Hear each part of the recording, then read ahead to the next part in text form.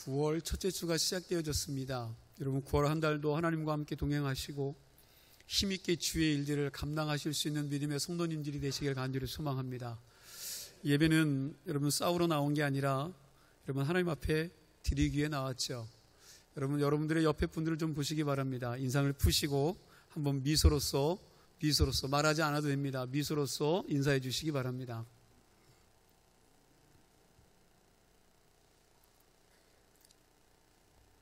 맹모 삼천지교라는 고사성어가 있습니다. 이 말은 맹자 어머니가 아들 교육을 시키기 위해서 이사를 3번이나 다녔다는 그런 이야기입니다. 맹자가 어렸을 때 공동묘지 옆에서 살았는데 밤낮 거기서 상여 행렬을 보다가 작대기 하나를 들고 뭘 한 거죠?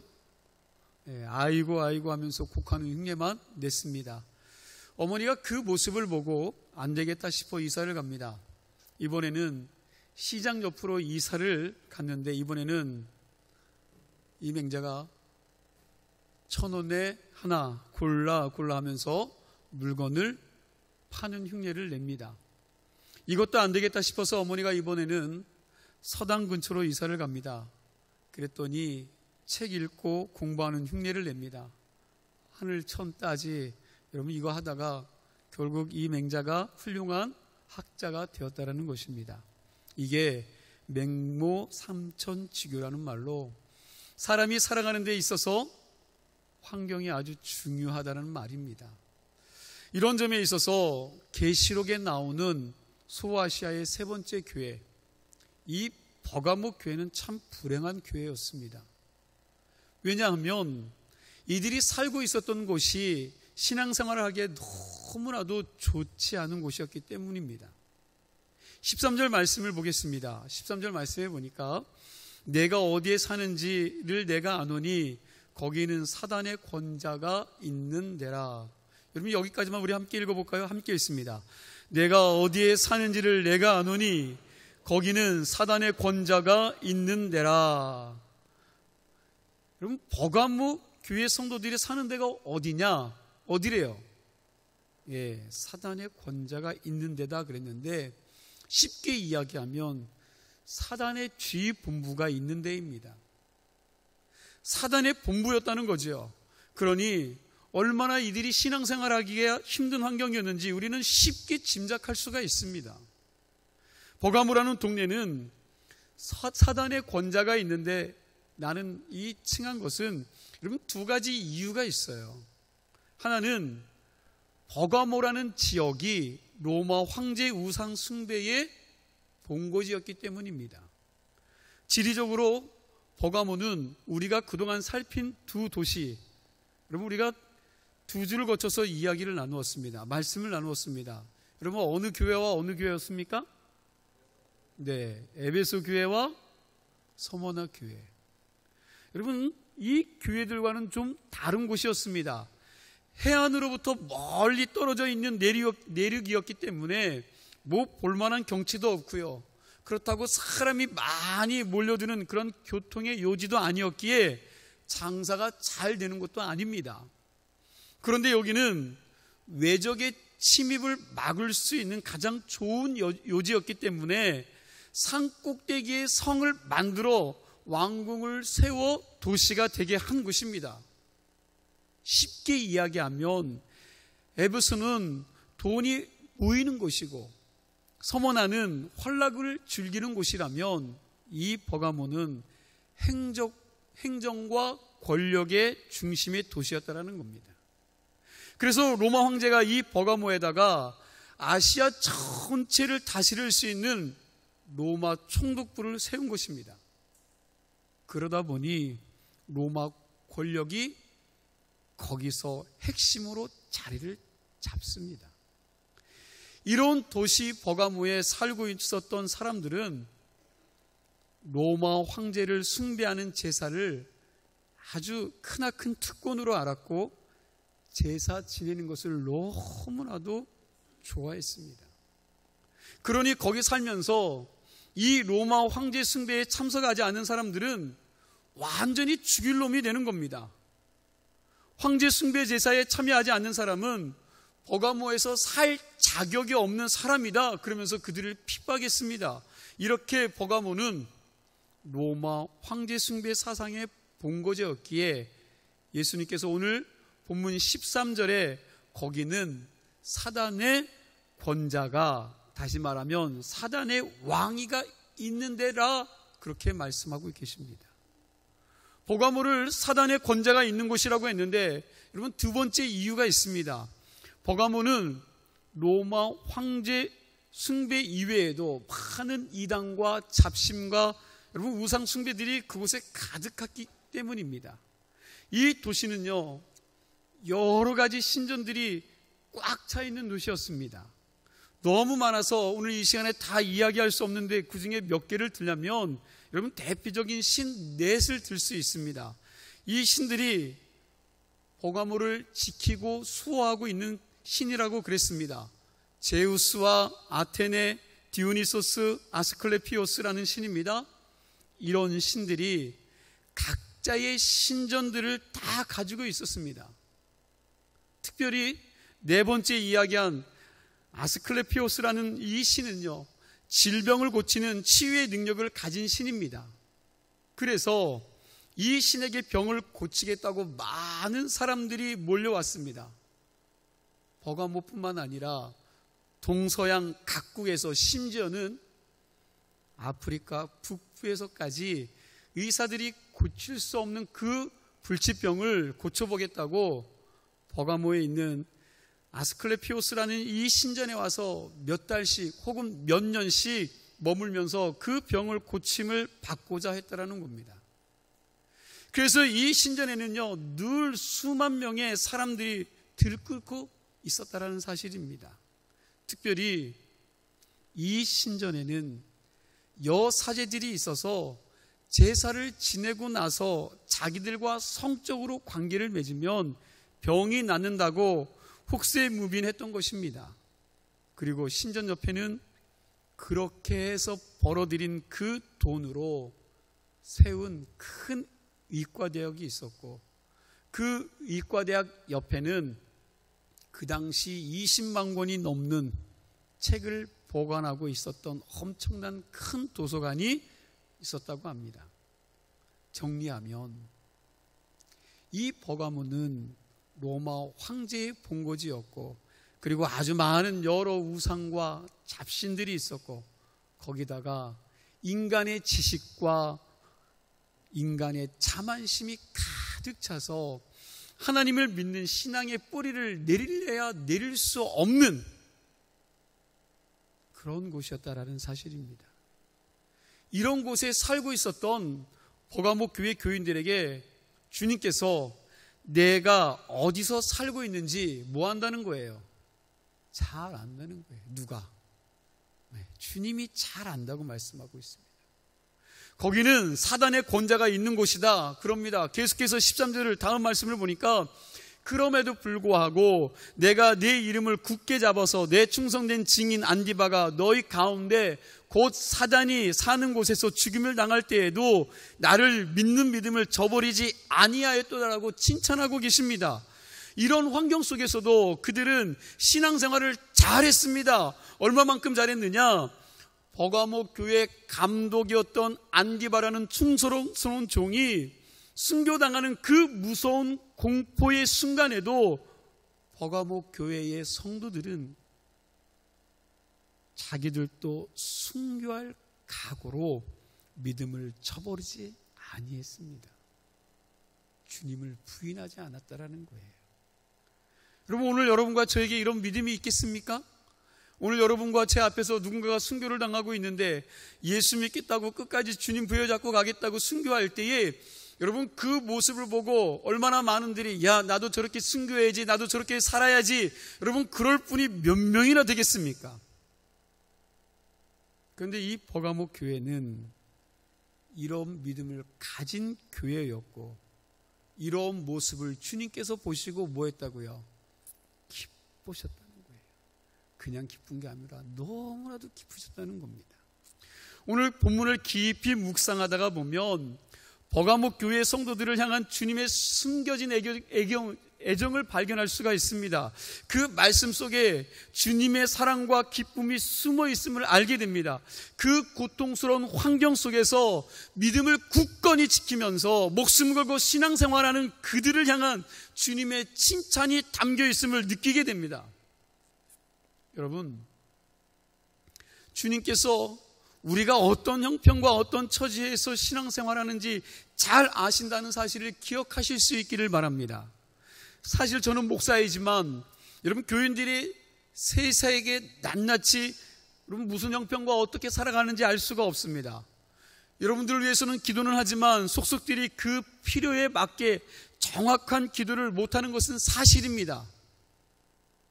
그러나 우리 주님만큼은 여러분들이 이 세상 속에서 어떻게 견디며 살아가는지, 어떻게 하나님의 말씀을 붙들고 있는지, 그리고 말씀대로 살려고 얼마나 수고하고 애쓰고 노력하고 몸부림치는지를 그 주님께서 다 아신다는 사실입니다.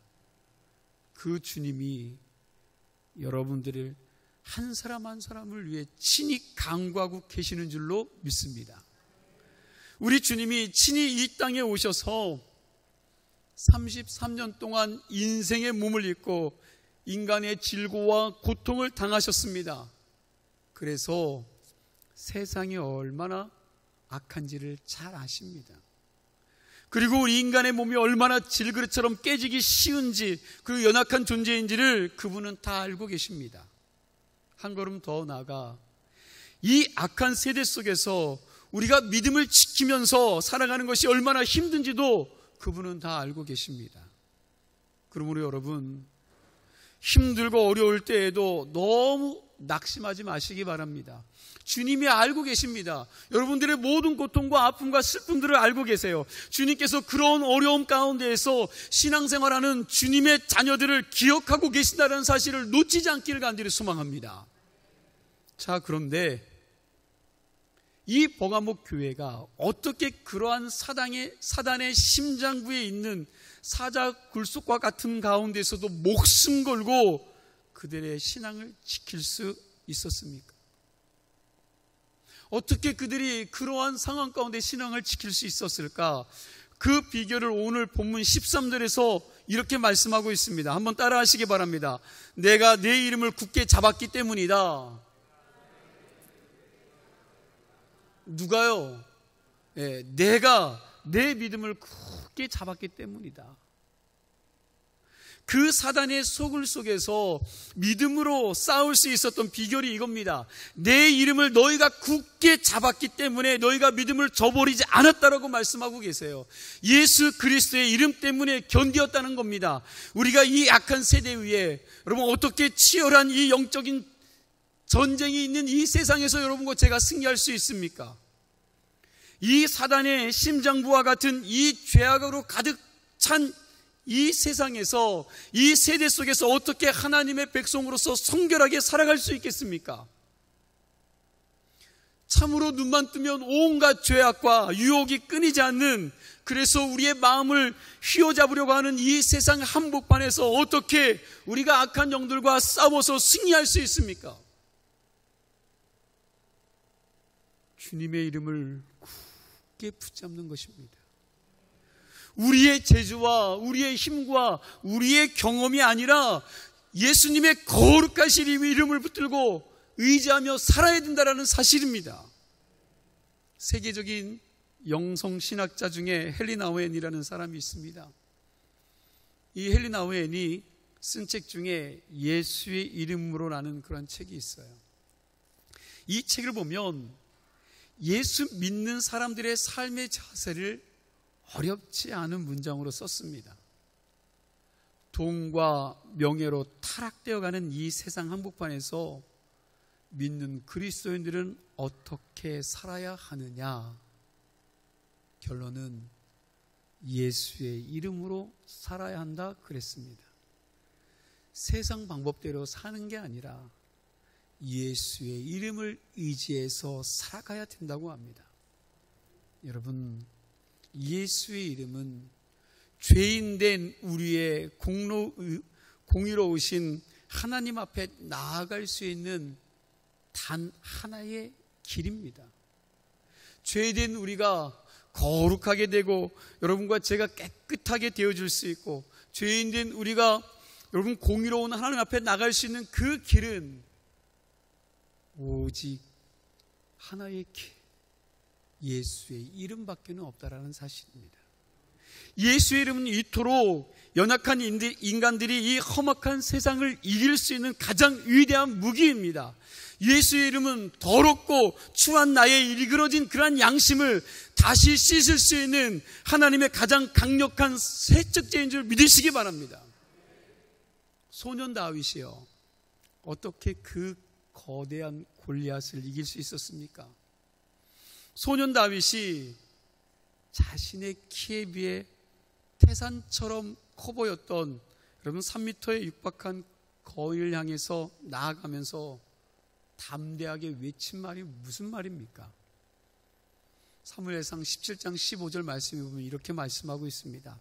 다윗이 블레셋 사람에게 이르되 너는 칼과 창과 단창으로 내게 나오거니와 나는 만군의 여호와의 이름 곧 내가 모욕하는 이스라엘 군대의 하나님의 이름으로 내가 내게 나아거노라 라고 말씀하고 있습니다. 구약 성경을 주의 깊게 여러분 살펴보면 이스라엘 백성들이 자신들의 숫자를 믿고 자신들의 재주와 경험을 그리고 능력을 믿을 때 그들은 늘 실패했습니다. 그러나 그들이 연약하고 숫자적으로 적어도 만군의 여호와인 하나님의 이름을 의지하고 앞으로 나아갈 때 모든 싸움에서 언제나 승리할 수 있었던 줄 믿으시기 바랍니다.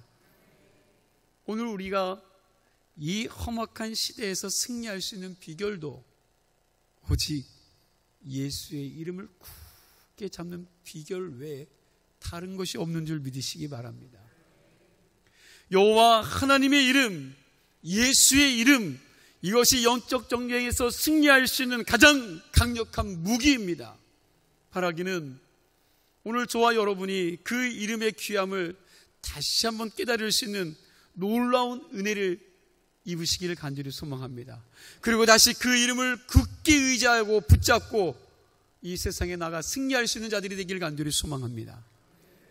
저와 여러분이 인생 살다가 어느 위험한 상황과 막다른 골목에 다다랐다 할지라도 다윗과 같이 버가모 교회 성도들과 같이 예수의 이름을 굳게 붙잡고 그 이름을 의지함으로 그분이 우리의 위기 속에 개입하셔 역사하심으로 말미암아 그 모든 것이 반전되어 승리하는 놀라운 은혜를 누릴 수 있기를 간절히 축원합니다. 자, 두 번째 메시지입니다. 우리 14절과 15절 말씀을 함께 읽겠습니다. 14절과 15절 말씀입니다. 그러나 내게 두어 가지 책망할 것이 있나니 거기 내게 발람 교훈을 지키는 자들이 있도다. 발람이 발락을 가르쳐 이스라엘 자손 앞에 걸림돌을 놓아 우상의 제물을 먹게 하였고 또 행음하게 하였느니라. 이와 같이 내게도 니골라 당의 교훈을 아멘. 고난의 현장 속에서도 목숨을 걸고 신앙을 버리지 않고 견뎠던 버가모 교회의 성도들에게 약점이 있었습니다. 그 약점은 발람의 교훈 혹은 니골라 당의 교훈을 따른 것이었습니다. 이게 주님 마음을 상하게 한 거죠. 발람의 교훈이라는 것이 무엇을 의미합니까? 발람은 히브리인이 아닌 여러분 이방인입니다. 다시 말하면 여러분 정통성이 없는 이방 선지자라는 거예요. 히브리인이 아니면서도 하나님의 영감을 받은 그런 선지자이니 그럼 얼마나 귀한 선지자입니까? 그런데 이 사람은 하나님의 은혜보다 돈을 더 좋아했습니다. 오늘 여러분들이 추구하고 있는 거, 여러분들 마음에 가득 차 있는 거, 오늘 이 선지자에게도 그걸로 마음이 가득 차 있는 거예요. 발람 선지자의 얘기는 민수기 22장부터 나옵니다. 이스라엘 백성들이 출애굽하여 가나안 땅을 향해 가는데 하나님의 은혜로 가는 곳마다 어떻게 해요?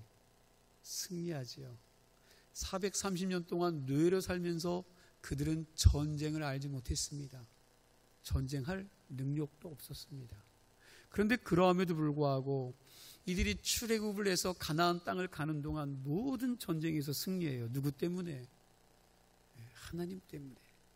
이때 이스라엘이 모압 땅을 지나가게 되는데 모압 왕 발락은 여러분 이스라엘 백성들을 보고 지레 겁을 먹고 두려워했던 겁니다.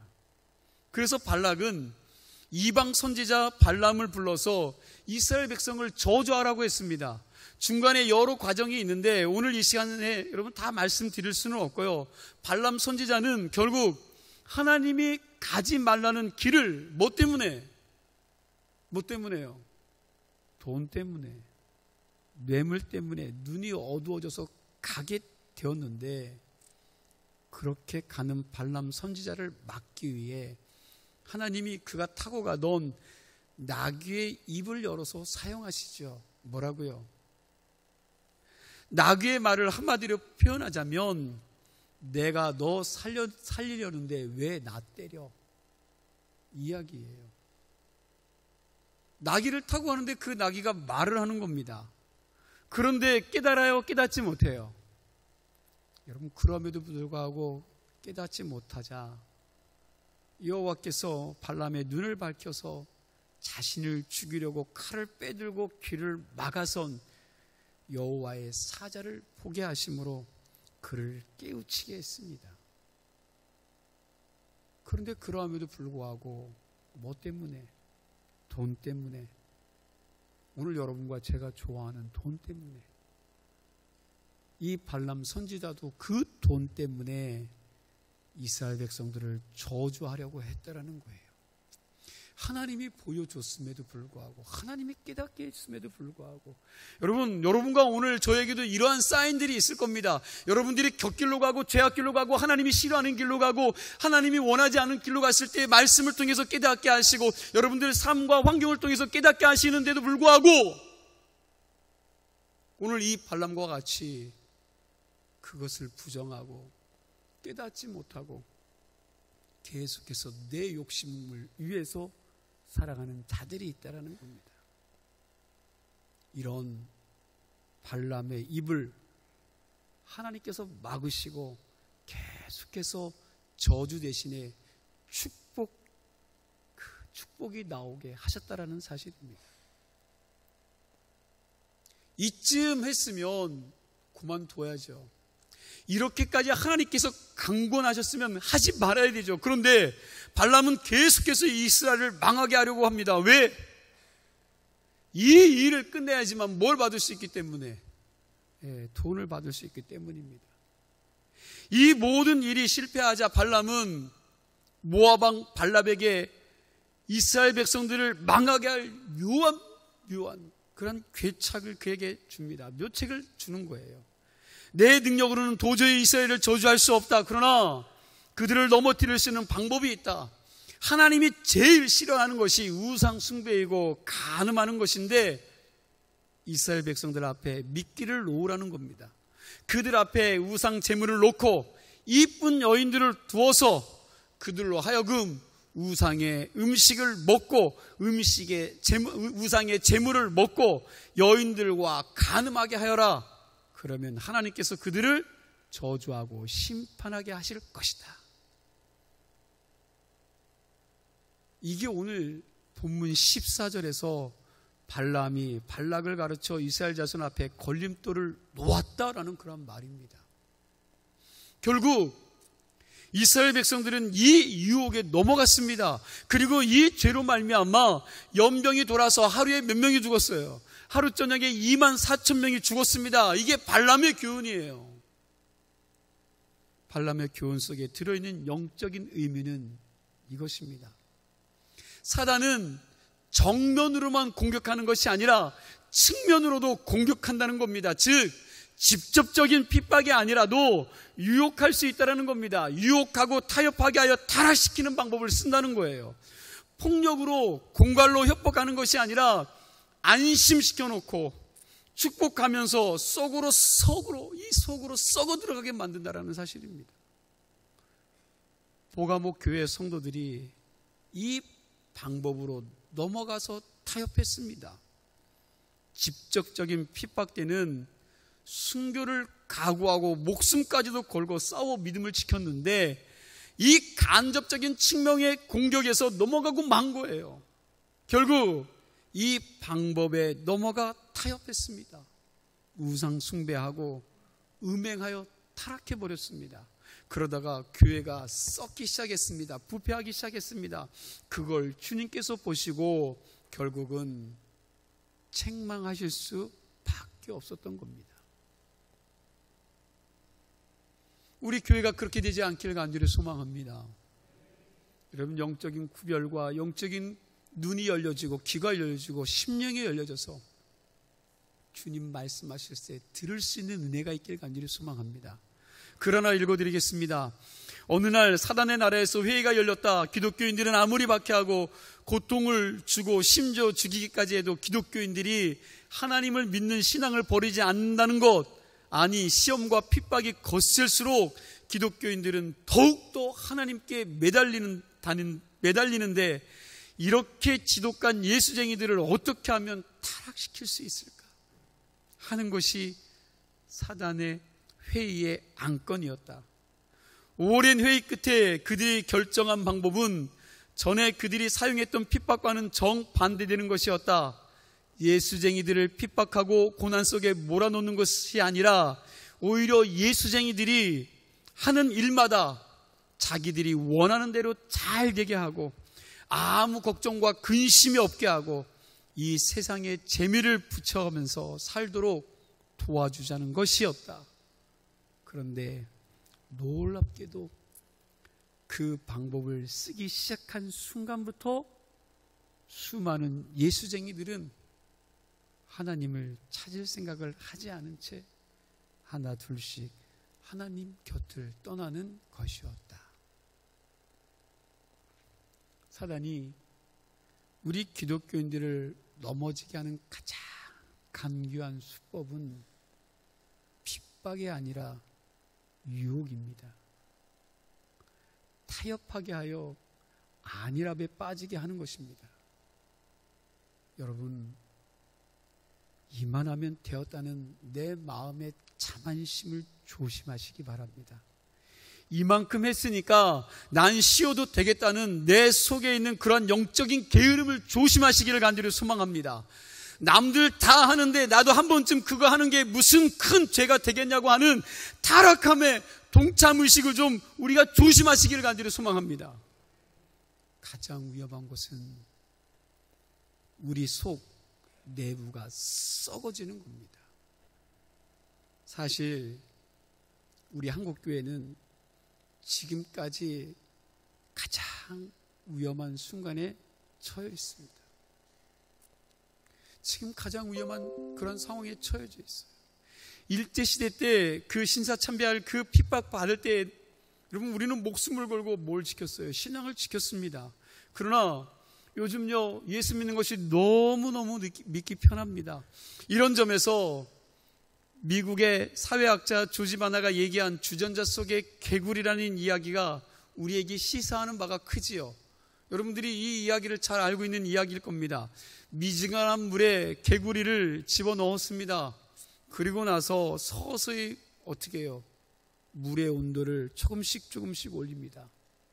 그랬더니만 그 주전자 속에 있던 개구리가 자기가 주전자 속에서 개구리탕이 되는 줄도 모르고 뜨뜻하니 아이고 시원하다 하면서 기분 좋게 그냥 거기서 삶아 죽게 되었다는 이야기입니다.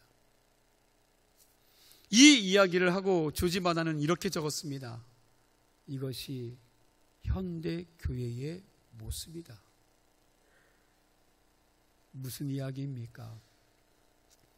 편안하게 현실에 안주하며 이대로가 좋사오니 하는 이 신앙은 자기도 모르게 서서히 죽어갈 수밖에 없다는 거예요. 현실에 안주하면 이렇게 된다는 것입니다. 여러분, 현실 안주라는 게 무엇입니까? 신앙의 야성을 잃어버린 거죠. 하나님이 나를 부르신 목적을 잃어버리는 겁니다. 하나님을 나를 이곳에 부르셨는데, 주문진 교회에 부르셨는데, 나를 예수를 믿게 하셨는데 그 목적을 잃어버리고 다니는 거죠. 타협하는 신앙의 독이 뭔지 아십니까? 타협하는 신앙은 꿈이 없기에 그냥 있는 자리에서 이렇게 살다 죽겠지 하는 거예요. 비전이 없는 겁니다. 이 시간 제가 오늘 말씀을 의지해서 여러분들에게 권합니다. 여러분들 이제까지 신앙생활을 잘 하셨는데, 그러나 하나님은 이것보다 우리가 한 걸음 더 나아가기를 원하시는 줄 믿으시기 바랍니다. 그러므로 여러분, 하나님의 교회를 위해서 좀 더 기도하시고 좀 더 충성하시고 좀 더 희생하는 신앙인들이 되시길 간절히 소망합니다. 왜 그렇습니까? 나를 위해서요? 아니요. 그게 하나님의 뜻이기 때문입니다. 하나님의 교회로부터 여러분들이 어떤 축복을 얻을 수 있을까 하는 생각하기 전에 먼저 여러분들이 우리 주문진 교회를 정말 좋은 교회로, 하나님이 역사하시는 교회로, 하나님의 능력이 나타나는 교회로, 이 지역 사회를 이끄는 교회로 만들기 위해서 함께 눈물 뿌려 열심히 기도하시고 헌신하시고 거룩한 영적인 싸움을 함으로써 하나님의 축복이 나타나는 교회로 만들 수 있기를 간절히 소망합니다. 여러분들이 주문진 교회를 하나님의 역사가 나타나는 은혜의 땅, 축복의 땅, 비전의 땅, 부흥의 땅으로 만들기 위해서 충성할 수 있기를 바랍니다. 그렇게 하면 우리 교회를 통해서 흘러나가는 축복과 영광을 이 모든 사람들이, 이 지역의 사람들이 누릴 수 있음을 믿으시기를 간절히 소망합니다. 저는 이 교회가 그 일을 위해서 세워졌다고 믿습니다. 오늘 여러분들이 그 일을 위해서 오늘 이 교회에 나와서 예배드리고 주의 은혜를 누리는 줄 믿습니다. 버가목 교회는 외부적으로 핍박을 잘 참아냈지만 결국 우상의 재물을 먹는 것과 마시는 것과 행음이라는 쾌락이 주는 유혹은 이겨내지 못했습니다. 여러분은 어떻습니까?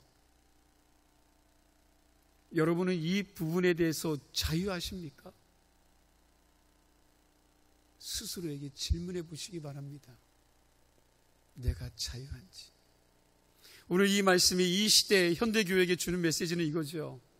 직접적인 핍박보다 은근히 찾아오는 유혹이나 평안을